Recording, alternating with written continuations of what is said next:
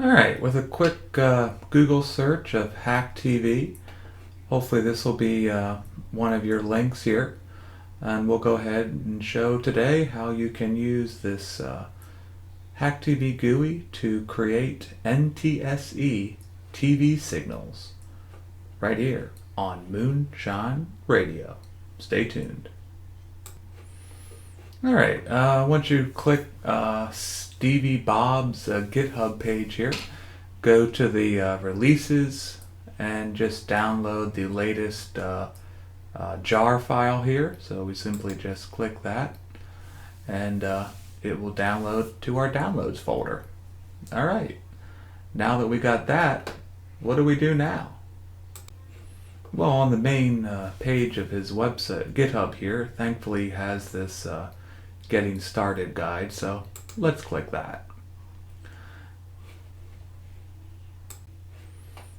Alright, so I'm running Linux here, Linux Mint actually, so clearly I'll go to the Linux install guide, and I did these two commands here, app update, install this Java gibberish. I didn't do this line there. Once those two things are ran, then I did this here.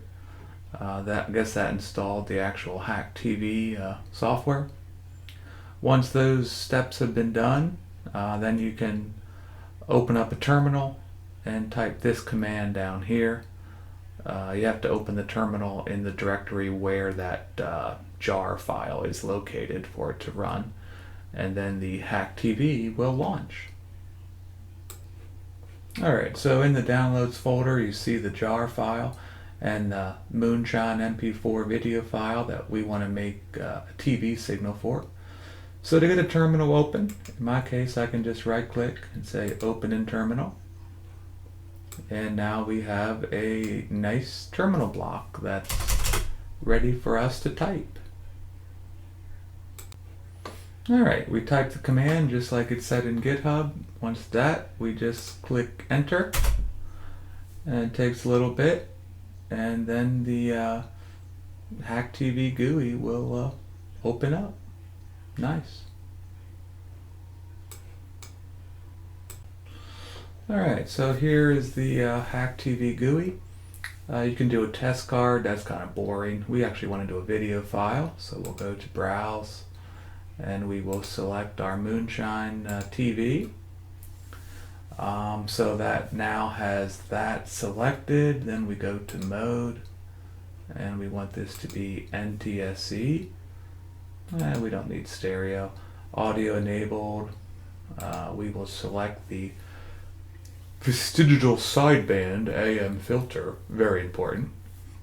Our sample rate is going to be 13.5 megahertz. There you go. This is meant to do output to these various SDR devices. Today we're going to go and select file. We'll just call that file there and say save. And we want to save this as a float 32 file. This will actually save it as a baseband IQ file. And then we simply click Run HackTV, and it does all its magical gobbledygook. And once it's done, we will have a TV NTSC baseband IQ file that we can then stream to any SDR device capable of doing 13.5 megahertz data rates. So very, very impressive stuff here. Very, very cool stuff. Alright, we got GNU open. Let's see that file. So we'll go to file source, drag him in. We'll make the sample rate be 13.5 E6 for megahertz. Since we're just going to look at the spectrum here, we will inject a throttle block. That way my PC doesn't go crazy. And then we'll just do the QT GUI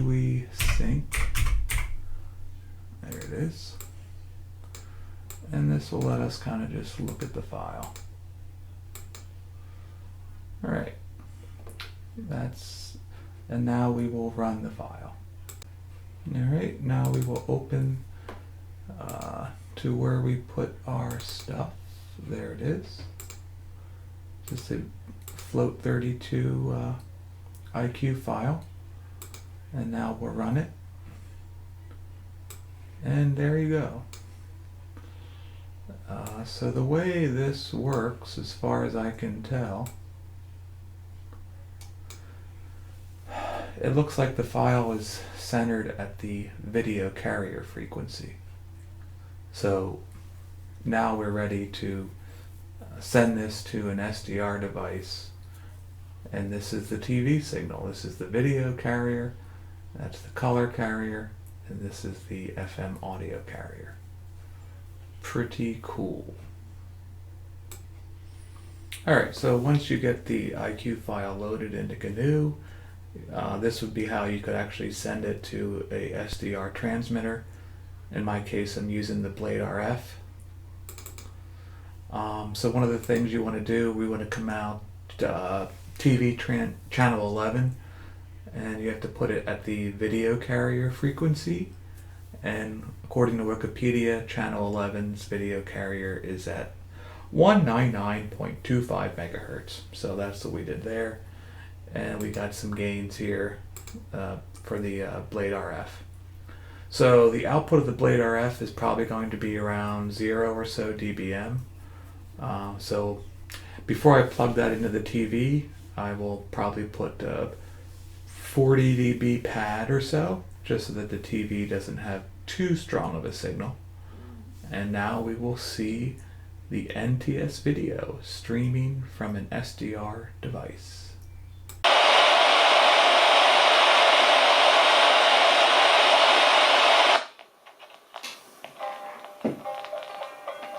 Oh shit, it's working. Whiskey making was rampant around here, but if you came in and you didn't know the community and the people, I had no idea of the whiskey making going on and the bootlegging and all that kind of stuff. They steal people up in these hollers that you couldn't tell much difference from if it had been 100 years ago. As far as the way they talk, dress. For decade after decade, there was no change in the public's attitude toward whiskey making. I mean, everybody did it. This is the last damn run of liquor I'm going to ever make. I guess them revenue officers will be glad of that because they won't have to watch me no damn more. How does it get from raw corn to that clear, almost blue liquid that comes out of that jar? That is a complex process. And I think people are rightfully proud of forefathers who made liquor. They understood the technology. Well, there's the mash. It's been working now for 7 or 8 days. Today's a big day. We're going to crank this son of a bitch up.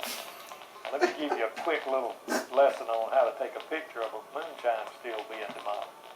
You don't shoot the picture at the instant the dynamite goes off. But if you'll count and then shoot your picture, the still's 40 feet in the air going that way. Dirt, trees, still, and everything. Fucking government, Bobby. Leave the shiners alone, man.